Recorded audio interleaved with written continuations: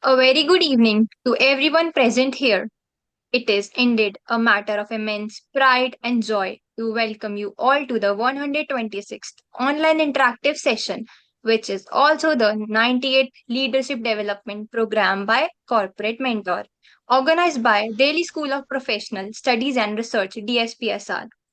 I extend my heartfelt greetings to our esteemed honorable guest speaker for the day, Mr. Ankur Manglik, sir, Honorable Senior Professor Dr. Ajay Kumar Singh, sir, Honorable Director of the College, Professor Dr. Mahesh Sharma, sir, respected Registrar Dr. R.S. Singh, sir, respected faculty members, and my dear fellow students.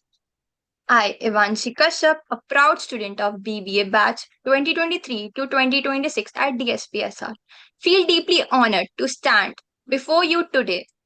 DSPSR has always been committed to academic excellence, industry integration, and holistic student development.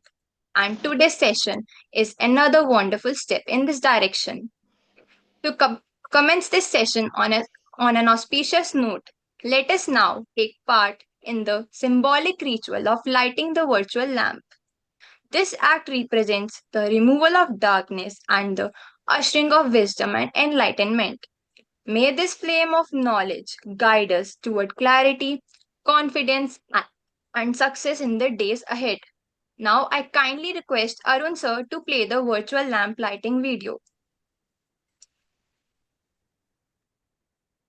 क्रटुण्ड महाकाय सूर्यकोटिसमप्रभ निर्विघ्नं कुरु मे देव सर्वकार्येषु सर्वदा शुभं भवतु कल्याणम् आरोग्यं सुखसम्पदा शत्रुबुद्धिविनाशाय दीपज्योतिर्नमोऽस्तुते. Thank you so much, sir. It is my great honor to welcome our distinguished speaker for today, Mr. Ankur Manglik, sir, Senior Manager, Strategy and Operations at OLX Autos. Sir is a seasoned professional with more than 15 years of diverse experience across industries and business verticals, including leadership roles in reputed multinational corporations like Airtel and PepsiCo, as well as high growth startups such as PepperTap and OLX Autos. With proven expertise in sales and marketing, business strategy, and operations, Sir has successfully navigated challenges across both established corporations and dynamic startups. His academic credentials include a BE from NSUT Delhi and an MBA from IIM Indore, further strengthening his professional edge. Sir's journey of combining corporate excellence with entrepreneurial experiences is truly inspiring and serves as a guiding example for all of us as aspiring professionals. On behalf of DSPSR, I warmly welcome you, Mr. Ankur Manglik, sir, and we look forward to learning from your wisdom and experiences today. Good evening, We friends. Yeah, sorry. We are equally privileged to have as a moderator today Miss Priyanshi, a bright and enthusiastic BCom honors student of batch 2023 to 2026 at DSPSR. She has she has consistently demonstrated dedication to her academic journey and co-curricular engagement, making her a valuable representative of DSPSR's student community. Her passion for learning and ability to facilitate discussions make her an excellent choice to guide today's interactive session. On behalf of DSPSR, I warmly welcome you, Ms. Priyanshi ma'am, and we are delighted to have you moderate today's program. Over to you.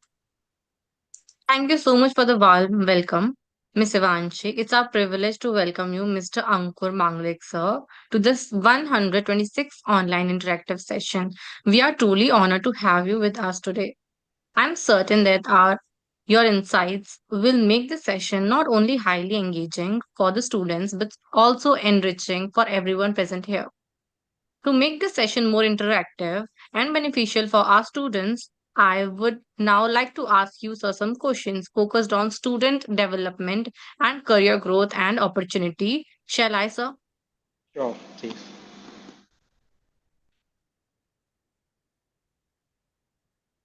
Shall I, sir? Sure. Okay. Yes. Okay, sir. So my first question is, could you please share your journey from NSUT Delhi to IIM Indore and how it shaped your career path? Sure. So I started out my journey with a Bachelor of Engineering from NSIT Delhi. It was called NSIT at that time, now it's NSUT. And after completing it in 2007, I joined TCS. Since my engineering was in instrumentation and control, there weren't a lot of companies who were in that branch, and hence we had to join TCS as a software developer, right? Then I worked with them for 1.5 years, in which I realized that I wanted to do my MBA. I gave CAT, and then I converted IIM Indore. So I did my MBA from 2009 to 2011 from IIM Indore. It's a general MBA, including all the streams. So it wasn't any specific stream that I did my MBA in. My first company out of campus was Airtel, which I joined as a management trainee. I spent 4 good years with Airtel, essaying different roles, starting out in finance, then marketing, analytics, and then going on to lead a team over there. Uh, then I left them to join a very high growth startup called PaperTap, which was into hyperlocal delivery, right? Like we have Blinkit of today's. So it was at that point of time, like with growers and all. So I joined them as AVP of marketing, handling both brand and growth for them. And I worked with them for about a year. Due to some circumstances, the company had to shut down. They took a stand to pivot to a reverse logistics model. And that is when I took the opportunity to join PepsiCo. Right, I was leading the sales strategy and marketing over there. I worked with again PepsiCo for about 4 years, and for about 5 years, I guess. And then I joined OLX Autos as a senior manager for strategy and operations. So that's where I am right now, and that's been my journey. Okay, sir, that was really insightful. And my next question is, what inspired you to pursue an MBA after completing your BE? So I was really ambitious, and once I joined TCS, I realized that I could not do that work for a long period of time because it wasn't like intellectually challenging. I wanted to do something that, and I also wanted to get into managerial positions, right, and quickly. So that's why I decided to do my MBA at that point of time. While working, I devoted some time to study for CAT after work, and in 2008, I appeared for CAT. Then I scored 99.5 percentile and got interview calls from three IIMs and ultimately converted IIM Indore. Ankur, Okay, sir. what is your role in OLX? I'm senior manager, strategy and operations. No, that is resignation. What is your role?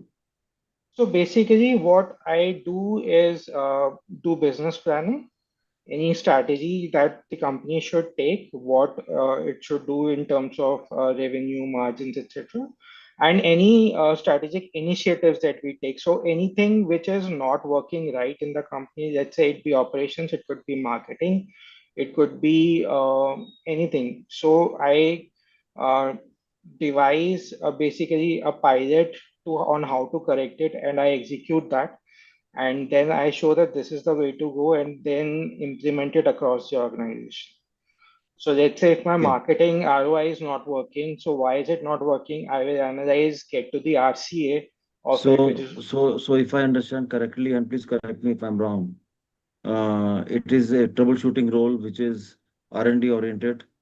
around Yes. business problems, correct? Yes, yes, that's part of it. And Perfect. the other part of it is, of course, planning and deciding how the company will achieve its goals, basically the aim. So if there's a revenue target of X number of crores, so how will we go about it? Which geography will do how much revenue, right? How will it translate into, let's say, procurement of cars, right? How much marketing will have to go into it? What will be the operations?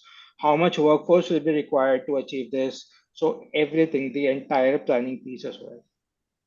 You seem to be so smart in a critical role. Why is OLX not doing good? uh, Different factors, a lot of factors actually. One is that since all these startups take some money from the VC funds or PE funds, right? So they have their own set of goals on what they want to achieve from a particular startup, right? And let's say we were expanding really, really fast at a point of time, even while making losses, which is never good for a trajectory of any company. So we have to be clear in our goals that what do we want to achieve. Even today, I see a lot of startups, and not even startups, big organizations who are doing losses. And they're just running on the belief that there'll be a behavioral change in the future, they will be able to get to profits. Now, how long can your investors fund your losses is something that every company needs to be aware of. And that's something that I guess uh, keeps on changing, and hence as and when that funding is not forthcoming, so then there is a change of goals or goalposts, as we say. So from expanding and growing organization, you try to become an agile organization, right? You try to right size, basically. You try to maybe close down loss making geographies. So all those things keep on happening. That's a part and parcel of the any organization's life cycle. A lot of people feel that OLX is the dumping yard or junkyard of the fix, where all kind of um class 4 kind of people put in their products. If I have to sell a glass, I'll put it in OLX. Mhm. Or if I have to sell a car, I'll put it in OLX for 20,000 rupees. And I will be selling my Maruti Esteem on 20,000 rupees. But when you give the call, it doesn't work out. It doesn't adds up actually because that post is fake. So what controls you as management think tank? Because you are a management think tank, right? Yeah. You are the one who is the troubleshooter. So why OLX has not controlled this phenomenon where it doesn't become a street side market? It maintains its class like LinkedIn or other forums where people take it seriously. Hmm. So there are a couple of things, and I would say that our business is organized into two verticals. If you talk about OLX Autos, one is that sort of a C2B model, right? Where consumers sell to OLX Autos, right? Even in that model, what we do is that there are dealers at the back end who bid for a car which comes on a site, right? So if you want to sell an Esteem, there would be some dealers who want Esteem of your particular configuration, let's say 15 years, 20 years old, and this many kilometers driven. So they will bid as per their understanding that what price will they be able to get in the market when they sell it back to another consumer, right? So that is one model, and which we were focusing on pretty well. Like this is a model in which Cars 24 and Spinny are also there, right? So that is a C2B and B2C model. The other one that you're talking about is a C2C model in which OLX doesn't play a very active role as such. So there anybody can list their goods to be sold, and anybody can come on the site and get a contact of that person, uh, of the good that they want to buy. right? So it's a place where we do a lot of analytics in terms of, is there any fraud, is there any fake postings which are going on, but it still keeps on happening, right? But that is a place where we don't play a very active role in the transaction. Whereas the other model is where we are the one who's ensuring the transaction happens. We are procuring the car and then we are selling it off to the dealer. The dealer then revamps it or does something and then sells it back to the another consumer. How do you make money on C2C model? So Because C2C model, sir, is a sort of a premium model. So if you are as an individual come and post to sell your product, you are free to do so. But if there are certain caps, so you cannot like post more than 5 items or 3 items, so it depends on the category. Because then we believe that that person is actually doing it as a business. Actually doesn't want to sell his own product, right? So then we charge. So there will be a charge on number of posts. So if you want to post more than five, we'll be charging you a certain amount, let's say 200, 300, six okay, hundred, depending on the category. okay. Priyanshi, over to you.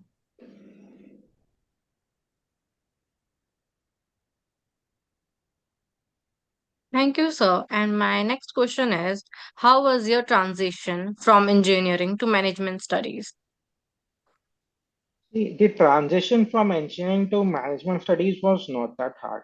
I was actually genuinely interested in the different streams that are taught in business administration, like marketing, finance, product, and all that. So learning those subjects was a lot of fun, and meeting people from across the country was the best learning that I could have been. So it was a small batch, but it had people from all across the country. So knowing how they think, what are their different points of view, how do they approach a problem, and all that is very exciting. Okay, sir, that was insightful. And my fourth question is, sir, could you please tell us about your first professional role, about completing your MBA, and what you learned from it? Sure. So my first role after MBA was as a management trainee with Airtel.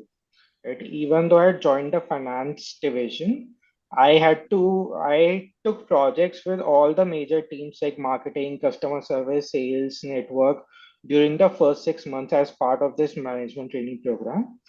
This gave me a total comprehensive understanding of the business of how Airtel operated.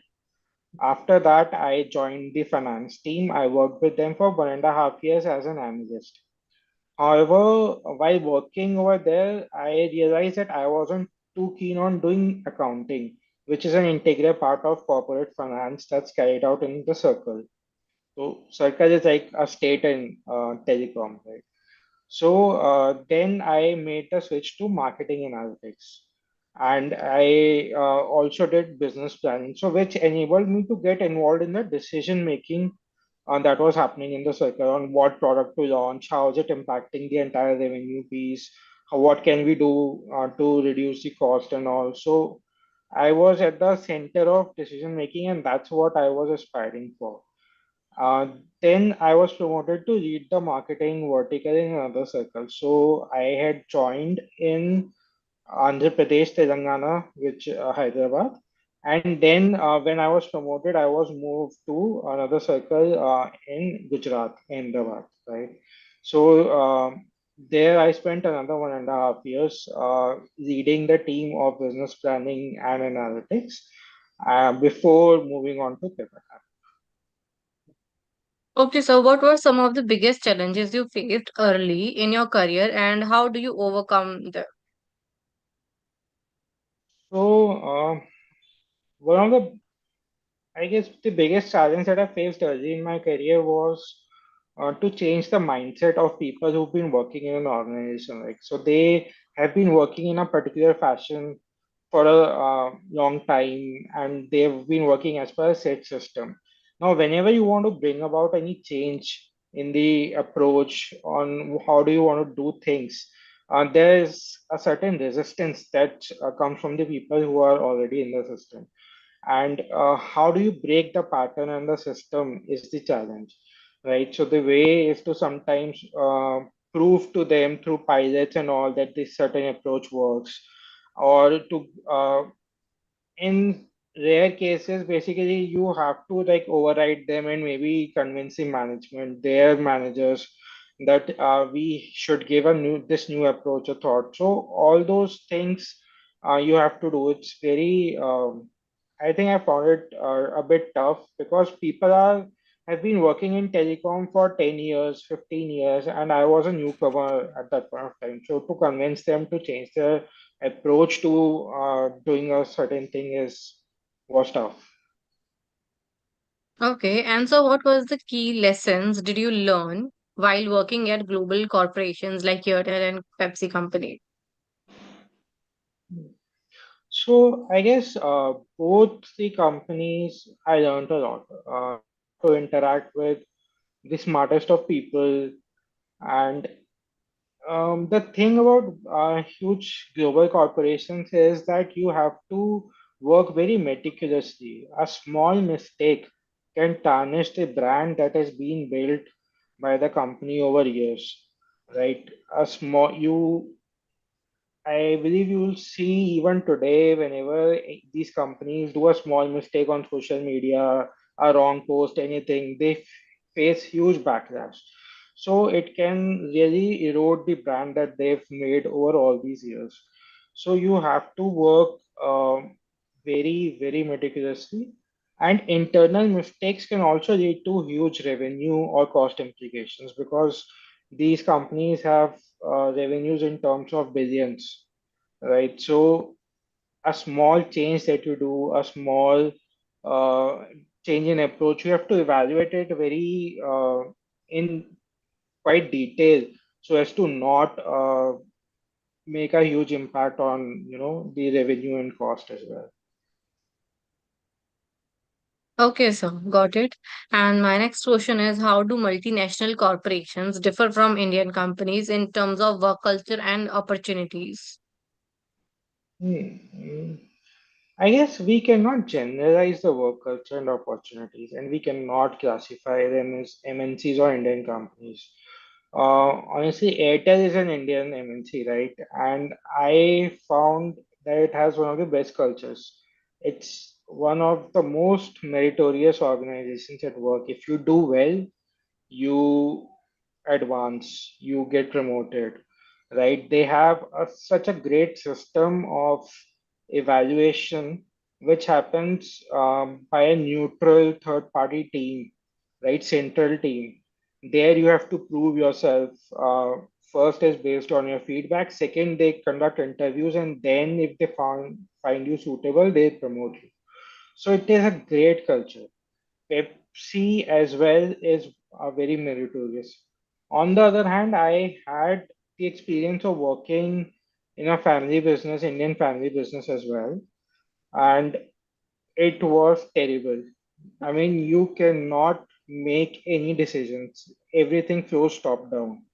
So, and I have actually heard similar bad things about Samsung, right? Samsung is a Korean MNC. They also have similar culture that once any decision has been taken at the top, there's no challenging it, no thinking on your own. You just have to execute it. So there are different cultures in different organizations. I don't think we can generalize them as MNC or Indian. Okay, so what leadership qualities did you develop while working in such large organizations? Again, I think leadership quality differs by the situation and by team. Right. So, my first opportunity at a leadership position was at Airtel, where I was leading a team of young professionals in analytics. So, I adopted a coaching style, right? I had to teach them that how to approach a situation, how to approach a problem, what steps to take, how to move forward, right? At PepsiCo, where I was leading a team of senior sales managers, I adopted the delegated approach. They were veterans in their field, they are very senior positions. They had the will to perform, they had the will to achieve their own targets. So all I needed was support them and delegate. Right. At PaperTap, where I was dealing with people who were skilled in their own specific fields, right? So there was one person who was handling the Facebook advertising. He was an expert at that. So I wouldn't be able to, correct him or add any feedback. What I just did was uh, took feedback from everybody because they are such great experts in their field. So take feedback and then adopt whatever you want to do, right? So it's more of a democratic style of leadership. So it differs by situation. Okay, sir, got it. And my next question is, how important is adaptability when moving across different industries and roles? Hmm. Adaptability is important, but I don't think it's very hard.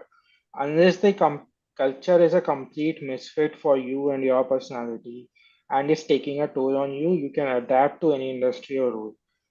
Only your fundamentals have to be clear, right? So I remember when I joined PepsiCo, I had zero knowledge of the FMCG industry. I was coming from telecom background, I was coming from e-commerce background, zero knowledge of the FMCG industry, what trade spend is, what distributor margin is, how a campaign is run in the market for retailer or consumer. But I think I learned in the first 2 or 3 months the entire thing, and we ended up delivering whatever results we had to within a year. So it's not hard to adapt to anything. You just have to stick it out. Okay, sir, and how was your experience from moving from MNCs to high grow startups? So the move to PaperTab was really exciting. I was going into an excellent role, and PaperTab was expanding like crazy. It was always my dream to grow with a company which was growing, right, and to make a difference. So there was much to do.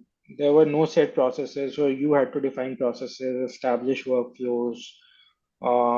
You had to take your learnings from previous experiences and implement best practices. So there was much to learn. You could get your hands dirty, you could experiment, you could fail, right? And you could succeed. So that's the best learning that you can ever get is, and there are no set rules in a startup like PaperApp. So if you want something done, you just get down to it and do it yourself. You can ask for help, you can ask for resources, beg for resources, that jugaad wala thing, you have to do all that. And then when you do something right and you see the results, the adrenaline that you get from that, the rush that you get is beyond something, is very, very crucial in your journey, actually. Okay, sir, what motivated you to take the risk of joining startups after working in structured MNC environment? So, as I said, I always wanted to be part of a setup where what I did mattered, right? In a large organization, you are just a cog in the wheel. You have to do your job well and it will keep on running. But in an early stage startup, uh, the best place, they are the best place basically. You have to, uh, you are given the opportunity to learn and make mistakes and succeed. The best learning you will get is in a small setup where you have to do everything by yourself. So it was a no-brainer. I just jumped at the opportunity when I got it. Okay, and so my next question is startup often face uncertainty, and how did you handle challenges in fast changing environments? So yeah, uncertainty there is there, and I have faced it more than you can believe it. So uh, the company that I was so excited about, PaperTap, actually shut down a year later. And honestly, today we live in a VUCA environment, right? So it's volatile, uncertain, complex, ambiguous, as we say. So this is that environment, and it's not just the startups today, but you would see a lot of large corporations as well. There's no certainty in there as well. There are mass layoffs. Any day you just walk in, you might not be there. Your role might not be defined, might get changed. Your team might get changed. Your all your hard work you've done and have been noticed by a certain manager. The next day there's another manager. You have to prove yourselves. But what can you do? You can just be prepared and you keep learning, keep improving, and you I think what's important is that you step up to take responsibilities when there's such an environment, right? In the organization, take more responsibilities, do more, and keep calm is what I can say in terms of uncertainty. Okay, so got it. And my next question is, can you share a key learning from your time at PepperTap? So PaperTap gave me a key learning. So I wanted to implement a campaign, right, which would give our consumers segmented offers on a daily basis, right? So we had segmented our consumers into different segments based on their behavior, how they interact with our app, what do they purchase, how often do they purchase, and all that. But our backend was not equipped to run that campaign. So it was a sort of complex campaign. And in order to implement it, I had to uh, get a simple tool made where I would have to do everything myself, right? I would have to create the campaign, design the creative, segment the customer base, upload the mobile numbers, send the SMS, send the app notification myself, right? So write the copy for the campaign, do everything, right? So I would have to do end-to-end work on my own because I guess nobody else had the bandwidth to do what I wanted to. They had their own tasks to do, right? So, but when I showed results with that campaign, then the system got moving. Then it sort of tried to help me out and automate the process. But the learning there is that you should not shy away from getting your hands dirty, right? You have to do everything in a growing startup. There's no well-defined role that this is my role, I'll do this one, and I'll not do anything else. You have to do everything, learn everything yourself, and when you learn, it will ultimately help in your career, directly or indirectly. I guess that's where my experience in Pivot was so rich. Okay, sir. And what strategies helped OLX Autos grow during your leadership tenure? Mm. As I previously mentioned at OLX Autos, it's been like I have been getting involved wherever needed. So initially we started out expanding in geographies. So which geographies to enter, what sort of revenues to target, how to do that. I mean, what segments, how much workforce, everything. So there was a planning piece involved. But today it's more like if any piece of the machinery is broken, be it product, be it a process, be it on ground, let's say even telesales or something like that. So that's where I step in. I find out the RCA for that. I try to do some analytics and then I form a process which can improve the whole thing, right? So yeah, that's what I do now. Okay, sir. And my next question is, what do you think are the most important skills for success in sales and marketing today? Hmm. So, I guess it's a bit of cliche, but the single most important skill for success in both sales and marketing is customer centricity. If you know your customer, you succeed at sales, you'll succeed at marketing. Um, I'll tell you, once we had to run a campaign at PepsiCo, right? You would have seen those under the crown campaigns where some code is given inside the cap and you can use it to get discounts or anything like that, right? We used to run those sort of things. and we were told to run it on Pepsi. And I was reading this thing for the South market, which is Karnataka, AP, Telangana, right? And uh, we carried out the campaign, we did all the marketing investments and the logistics and everything.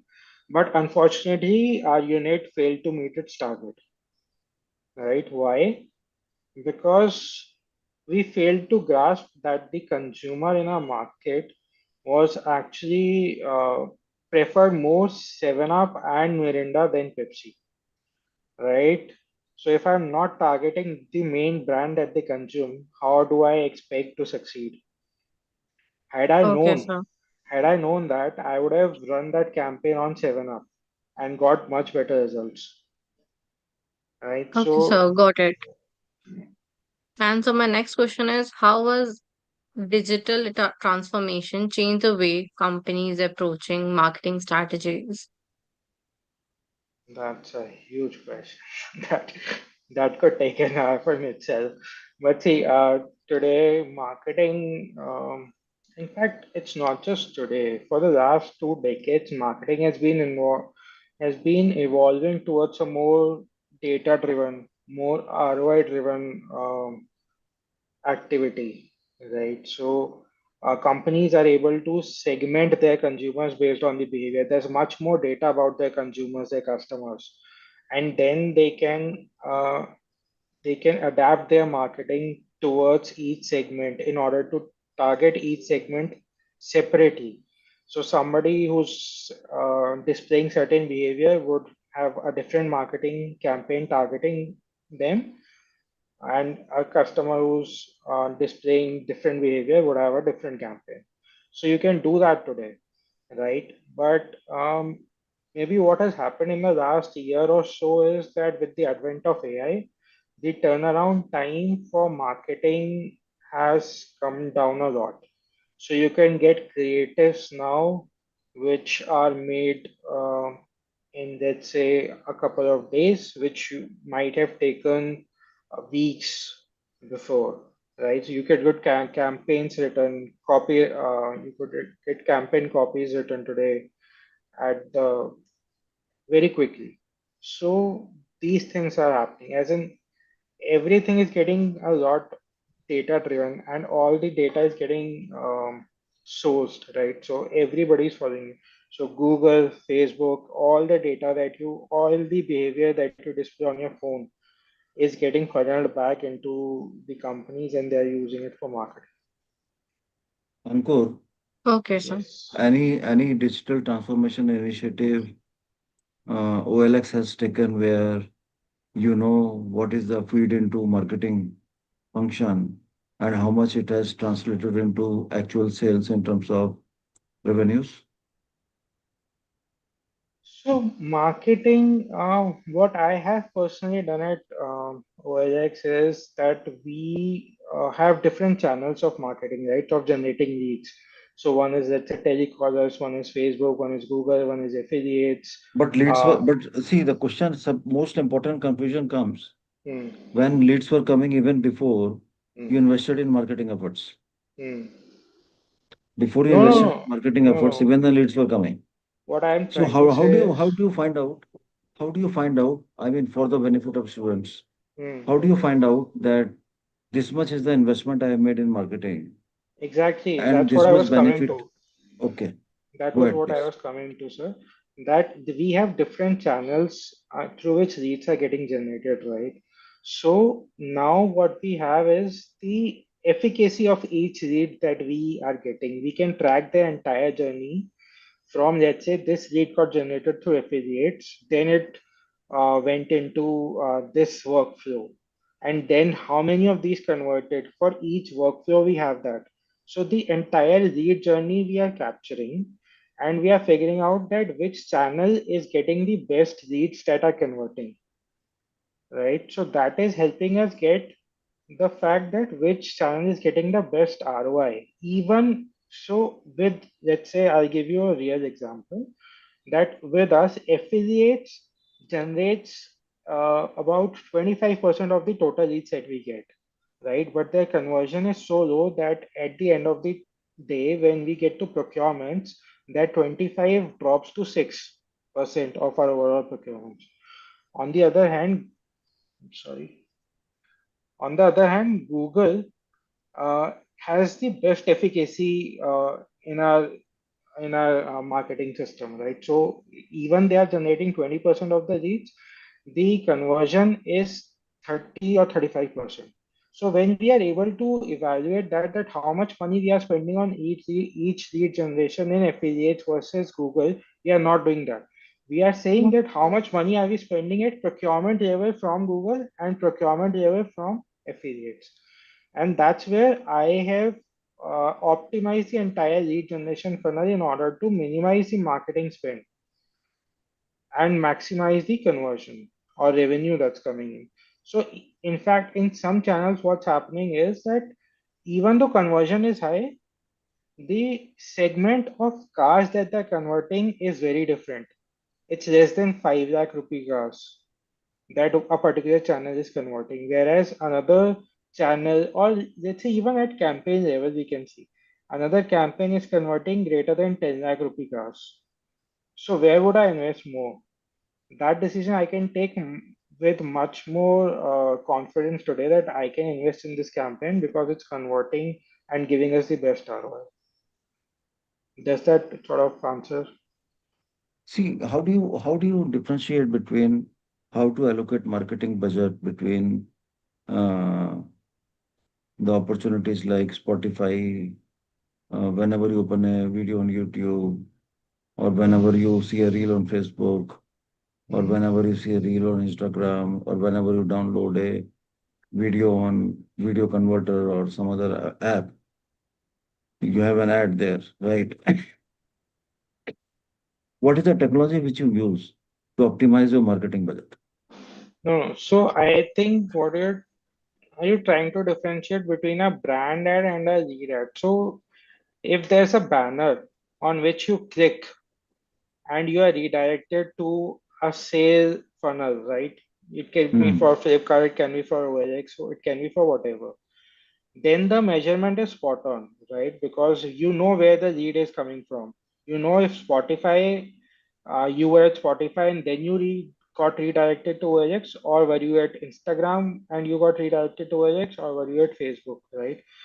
But if you are saying that there was just a banner which was non-clickable or which was just playing and creating a brand awareness, then you have no way of measuring that what is the brand awareness that got created from that campaign, Hmm.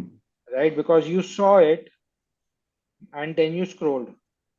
But I have no way of knowing that Chauhan has seen that ad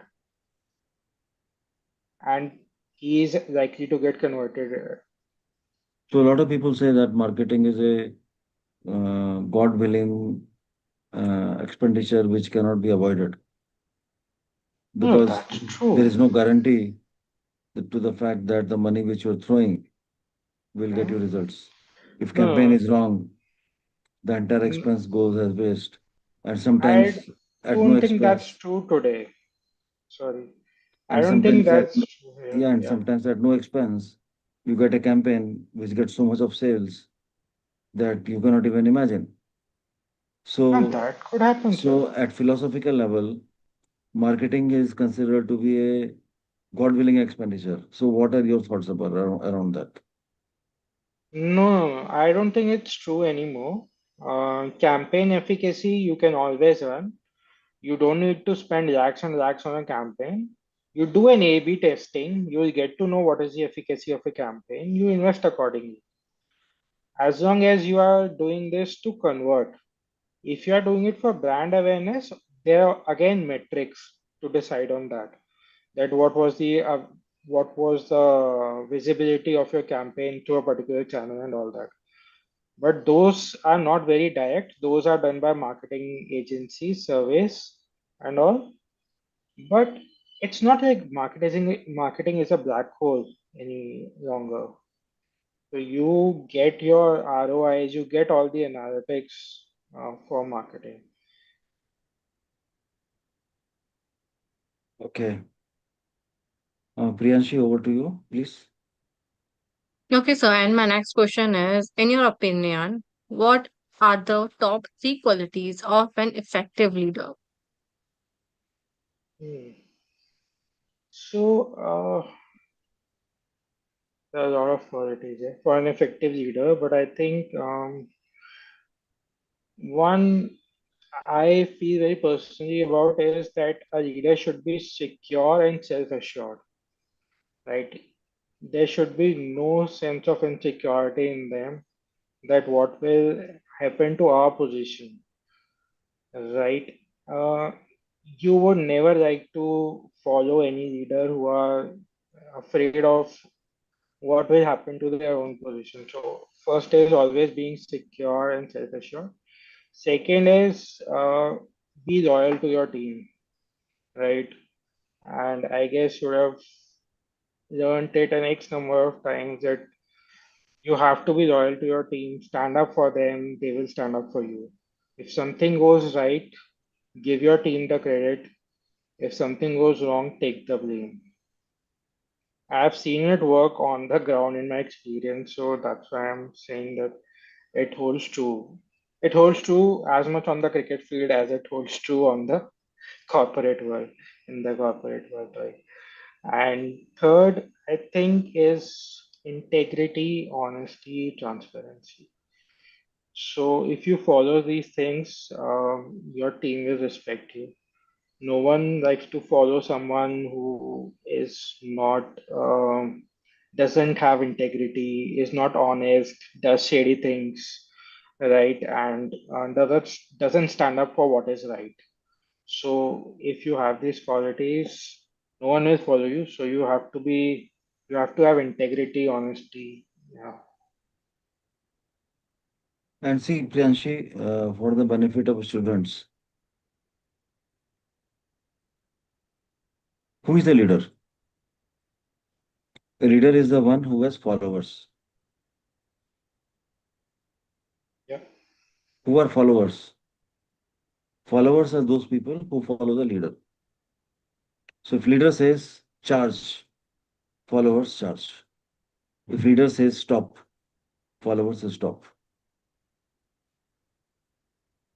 The followers have to be willing to charge and stop at you when you say Yeah, so. Yeah. yeah. Now, in politics, the word leader suits. But in business world, leadership and a manager are grossly exchanged without understanding the implications. Absolutely. The most important function of a manager is to deliver taking the team along. He cannot be populistic. He has to be practical. If business has to deliver, if business is an NGO, then it's a different matter. Now, there also some element of managerial skills includes leadership because team also has to follow the manager. So you can say that 75% manager, 25% leader.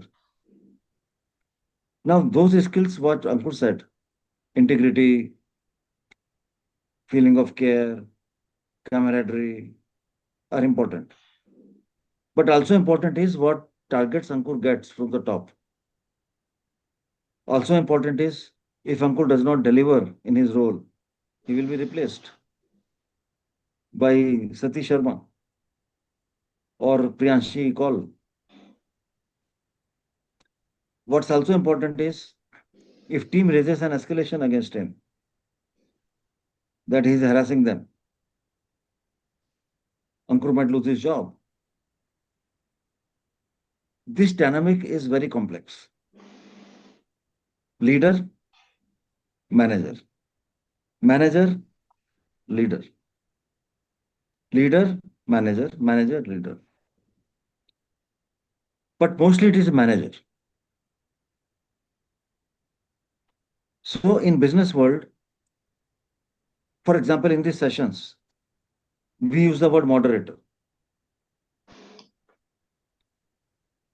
Moderator is a wrong word to use because moderator moderates the session when there are more than one speakers.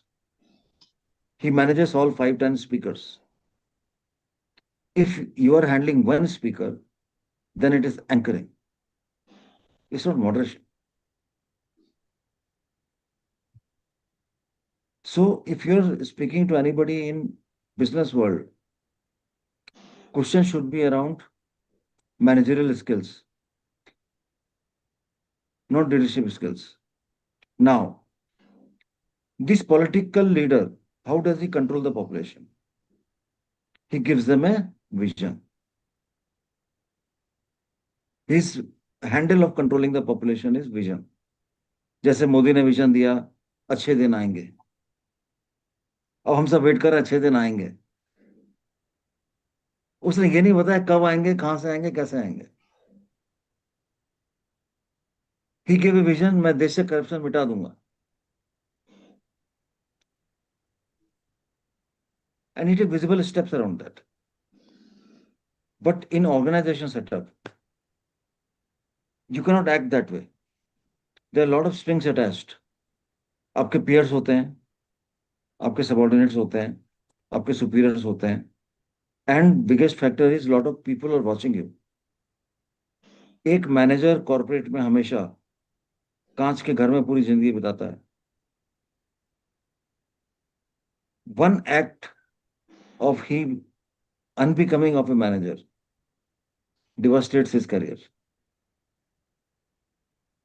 So, I think the qualities which Ankur has mentioned around the question of leadership are the qualities of being a manager plus leader in 75-25% combination, and qualities are very valid.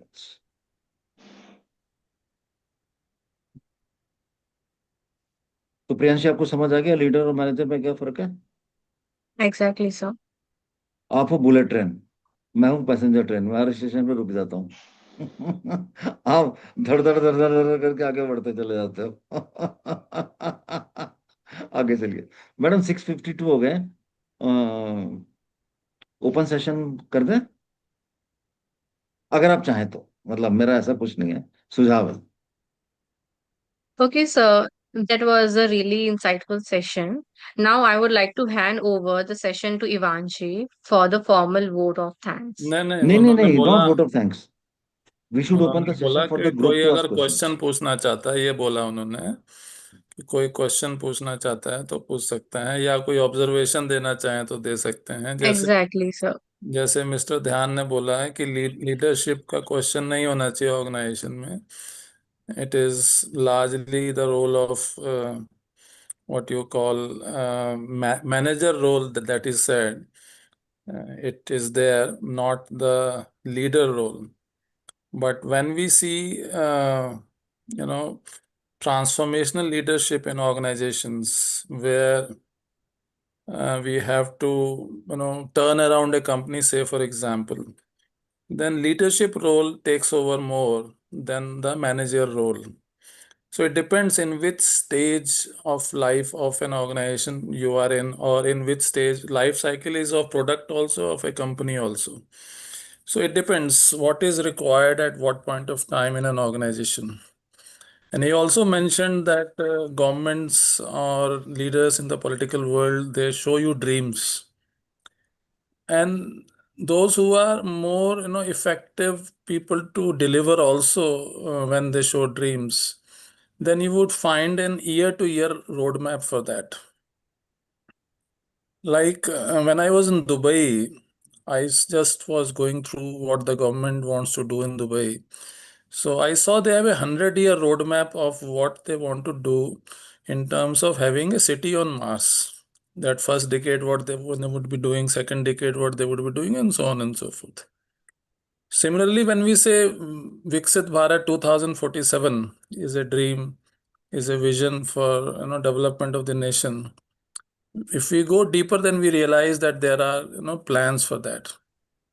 If we see sustainable development goals at the United Nations level, then we have metrics again for that how it is to be monitored. Niti Aayog is monitoring that.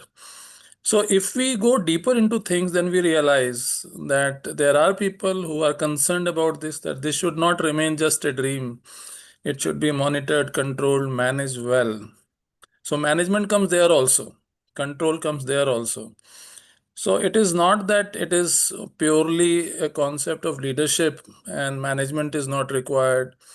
So both the roles are important, whether it is at the United Nations level in terms of SDGs, or earlier there were MDGs. Now SDGs are more metric oriented as compared to what MDGs were. And in India, if you go through the reports of Niti Aayog, you find that year by year, what is happening, state by state, what is happening, what is in the red, what is in the yellow, what is in the green. It is being shown, and you can realize that what is the state of affairs in terms of attainment of SDGs. So it is about knowing more deeply how we are going to see at each level, whether it is United Nations level, or it is at the country level, or it is an organization level. And each level we require different types of interventions. Both leadership skills are required. Particularly, I shared with you, I also heard a term called listening leadership. There was a session a few days ago I attended, online session only, where GP Rao, Dhyan must be knowing him, Mr. GP Rao, who is a veteran in the industry, he was speaking on listening leadership. So there are a lot of other terms which are coming up, like authentic leadership, and many such terms are there. So leadership is not just one single definition about what leadership means. There are so many definitions about leadership and so many sides from where one can see that.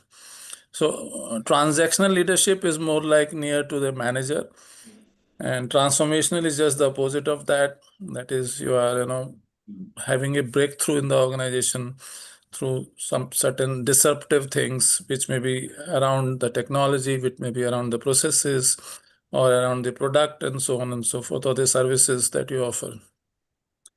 So there are a lot of things which can be said about this question. That is what he said, that you run fast, we are like old trains, so we dwell more into one question, and then we want to discuss it more deeply into that. Anybody else wants to say anything? I just wanted to add this to the discussion process, what Mr. Dhyan was saying when Ankur answered about what leadership qualities are required.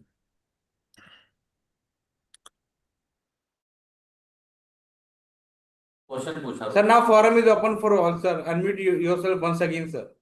अच्छा, धन्यवाद आपका बहुत बहुत. Thank you very much. We have 2 more minutes as per the scheduled time. So, Ankur, how is your experience in the current organization as compared to the earlier organizations? Any comparative analysis of different organizations that you have worked so far? Anything you want to say about that? Honestly, I don't like to compare my experiences in organizations. Every organization teaches you something or the other. So yeah, OLX has seen a lot of flip flops and has given me a more um, closer understanding of how the entire investment uh, landscape is working in startups.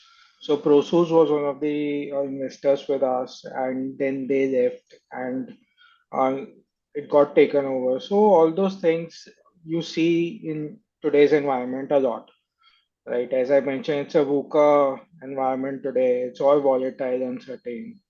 So that's something that I've experienced more over here than before, but I have seen it before as well. Anybody else having any question, please, in the group?